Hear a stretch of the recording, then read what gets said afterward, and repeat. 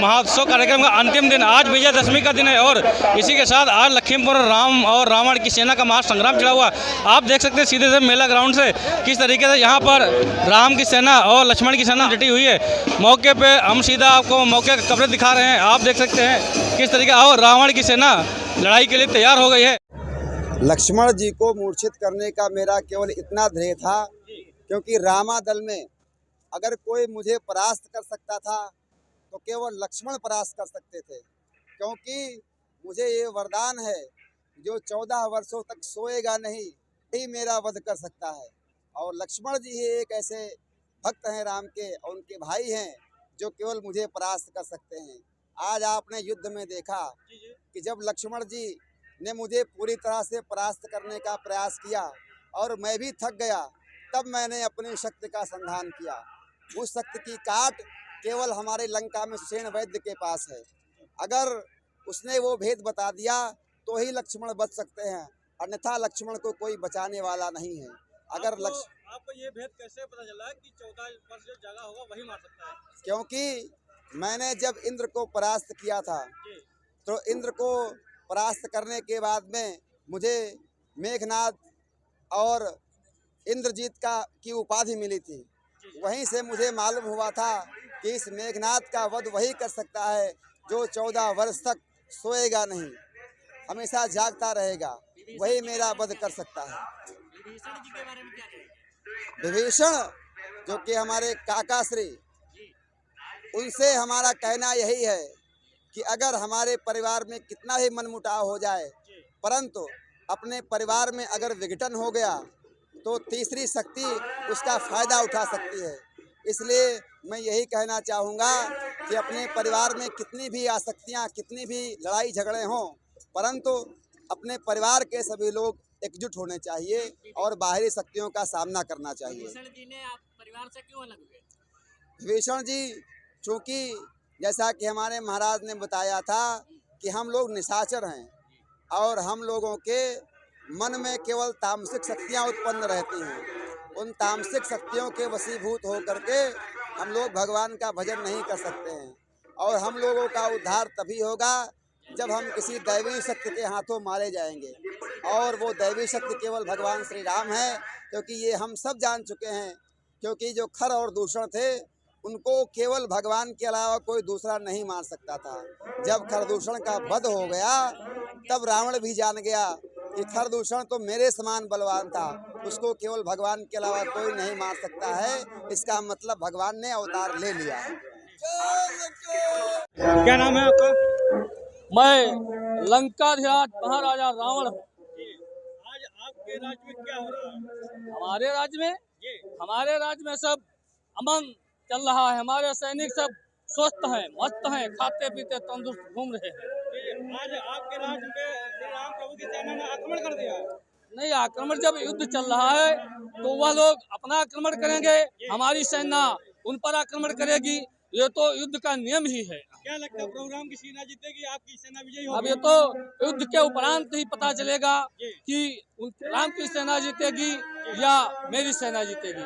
आपको भगवान शिव का वरदान प्राप्त है अमरता का, इसको लेकर क्या कहेंगे? नहीं, अमरता का नहीं प्राप्त है, मुझे ये प्राप्त है कि नर व जो वानर है ये मुझसे नहीं जी सकते, लेकिन नर रूप में अगर भगवान अवतरित हो जाएंगे तो उनको कौन मार सकता है? तो क्या आपको जानकारी है सामने वाले? हाँ, मुझे जानकारी है सामने वाले भगवान है, किंतु मैं तामसी हूँ। और ये तामसी देह से उनका भजन तो कर नहीं सकता, इसलिए उनसे बैर करके ही अपना व अपने समस्त कुटुंब को मोक्ष की प्राप्ति करवाऊंगा। भाई विभीषण ने जो किया वह किसी को नहीं करना चाहिए, कैसा भी भाई हो। अगर राष्ट्र पर संकट है, भाई पर संकट है, उस समय अगर वह किसी दूसरे के साथ मिलता है तो वह राष्ट्र देशद्रोही कहलाता है। जब आपसे कुंभकर्ण जी ने कहा था कि आप राम का रूप रख के सीता माँ के पास जाएं, तो आपने ऐसा क्यों नहीं किया? ऐसा करना एक कायरता होगी। जीना अच्छी बात है, सब जीते हैं, लेकिन कायरों की बात जीकर कोई यश प्राप्ति नहीं होती। यश प्राप्त करना है तो मर जाना भी मुझे मंजूर है, लेकिन कायरों की बात जीना बिल्कुल नहीं। मेला आखिर का क्यों नहीं लगा अभी तक? मेला लगेगा, वो तो उन लोगों का आपसी सिस्टम है, क्या है। जय लंकेश हमारे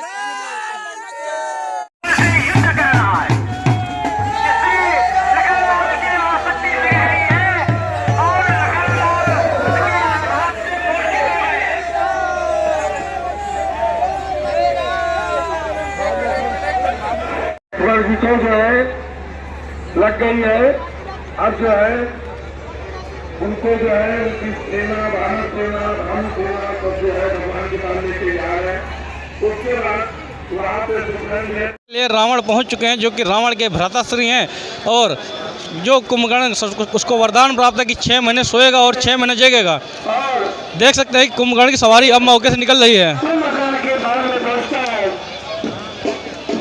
बहुत ही सुंदर सी झांकी का प्रसंग यहाँ पर प्रस्तुत किया जा रहा है रामलीला मंचन के द्वारा।